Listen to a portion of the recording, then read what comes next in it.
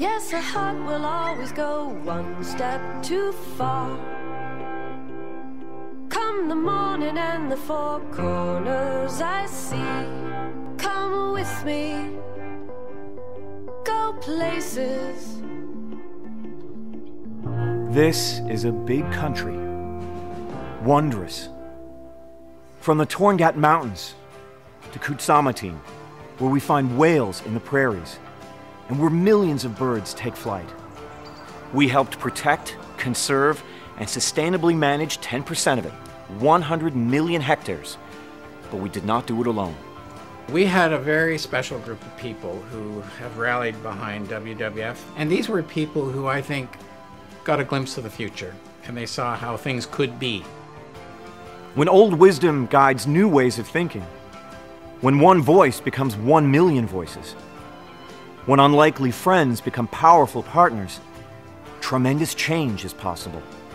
We each had a lot at stake here, but what made the difference was the leaders of both organizations decided to sit down, put aside their differences for a minute, and talk about the things and the beliefs that we have in common. We have arrived at this moment together. But at a time when we can no longer count on the future to look like the past, our journey is far from over. I came to WWF largely because of the organization's track record and reputation, and its relentless focus on the things that really matter. We are essentially in the business of modeling what the future might look like and protecting what's important. That is very complex business, and we're on the leading edge of it all over the world. Because our forests, our prairies, our lakes, our communities cannot thrive without the rivers that run through and connect them, we will protect water for people and for nature.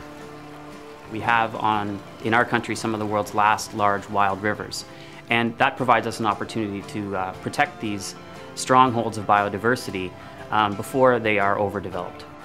What we have accomplished on land, we will take to our seas, where we have an incredible opportunity to restore what's been lost and protect what is most precious and vulnerable. Canada's oceans historically have been teeming with life, and now they're just a shadow of what they once were. We have enormous successes in land conservation, and our goal at WWF Canada now is to extend this conservation success into the ocean. In our Arctic, where a new ocean and new threats are emerging, we will bring cutting-edge science to strong traditions to find a way forward for life.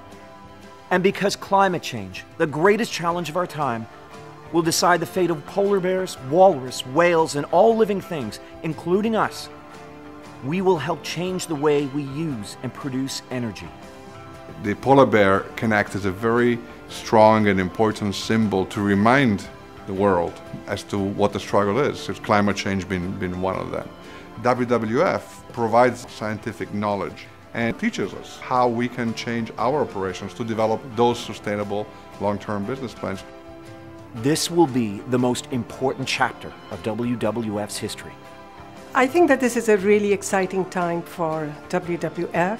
They are working on the most important environmental issues of our generation. And we may think in Canada that we have a lot of resources, and we do, but they are fragile.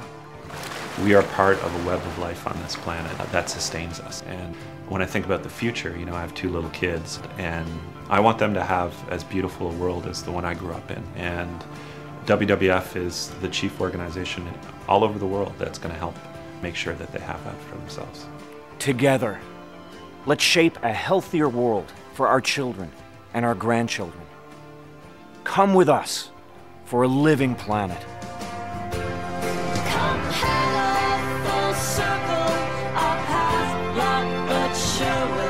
Make records, then set